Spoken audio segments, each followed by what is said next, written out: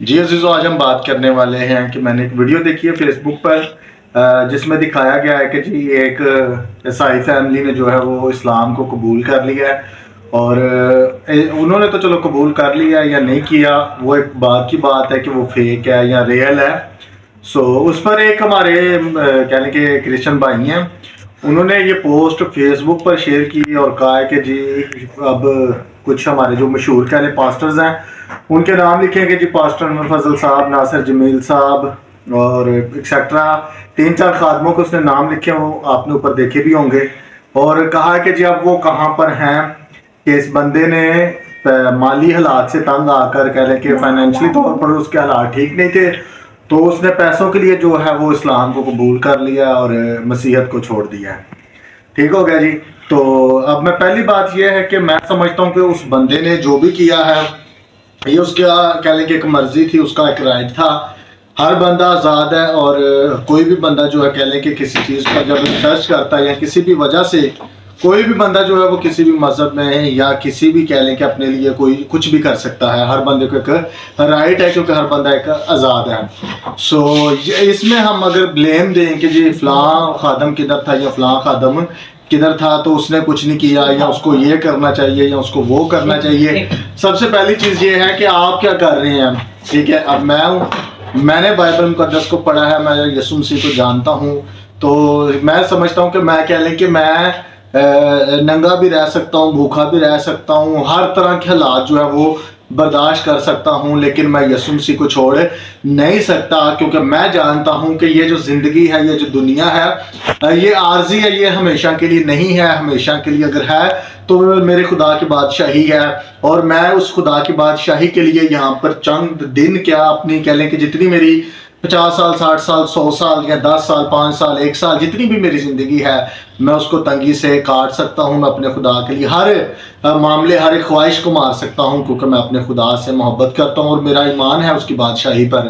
اب اس بندے نے جو بھی کیا ہے وہ اس پہ ہم بعد میں بات کرتے ہیں۔ جس بندے نے اس پوسٹ کو شیئر کیا، میں سمجھتا ہوں نہایت ہی بیوقوفانہ حرکت اس نے کی، اور اس کو کبھی بھی ان چیزوں میں کم از کم بلیم نہیں دینا چاہیے۔ اگر آپ پاسٹر کہہ لیں کہ کسی بھی ڈاکٹر ناصر جمیل صاحب کی بات کر رہے ہیں یا پاسٹر انور فضل یا واٹ ایور کسی بھی خادم کی آپ بات کرتے ہیں، آپ کو اگر ان کو ہدیہ دیا ہوا یاد ہے تو ان کا جو کلام آپ سنتے ہیں وہ بھی آپ کو یاد ہونا چاہیے۔ آپ مجھے کوئی ایک بھی ویڈیو دکھا دیں جس میں کہہ لیں یا آپ کوئی بھی ان کا ایسی بات بتا دیں جس میں کسی بھی خادم نے کہا ہو کہ جی آپ پیسوں کے لیے جو ہے وہ ایسا ہے اپنا مذہب تبدیل کر لیں، یا کچھ ایسی بات انہوں نے کی ہو۔ ایسا کوئی بھی نہیں کہتا۔ ہمیشہ خادم آپ کو یہی تعلیم دیتے ہیں کہ ایمان میں مضبوط رہیں، یسوع مسیح اپنے وعدہ کے مطابق جلد آنے والا ہے۔ ہمارے لوگوں کو جو میں سمجھتا ہوں کہ بڑی اویئرنس کی، عقل مندی کی ضرورت ہے کہ ہمارے لوگ جو ہیں وہ اب روشنی میں آئیں، تاکہ ہم اس طرح کی نیگیٹیوٹی سے نکل سکیں، اس طرح کی غلط چیزوں سے نکل سکیں کہ ہر ایک چیز جو ہے وہ اپنے کہہ لیں کہ جو پاسٹرز ہیں ان پر تھوپ دینا اور کہہ دینا جی ہاں جی اس چیز میں بھی ان کی غلطی ہے، اس چیز میں بھی ان کی غلطی ہے۔ میں سمجھتا ہوں کہ اگر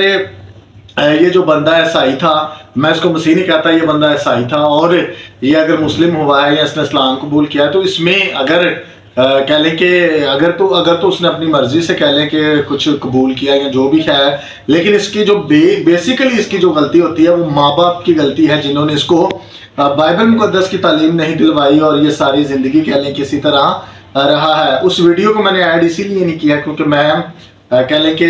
اس طرح کی چیزوں کو میں سمجھتا ہوں کہ ہمیں زیادہ شیئر یا انہی چیزوں کو بار بار آگے نہیں لے کر آنا چاہیے۔ یہ آج کی ویڈیو کا صرف مقصد یہ تھا کہ اگر کوئی اس طرح کا کام کرتا ہے تو آپ اپنے خادمین کو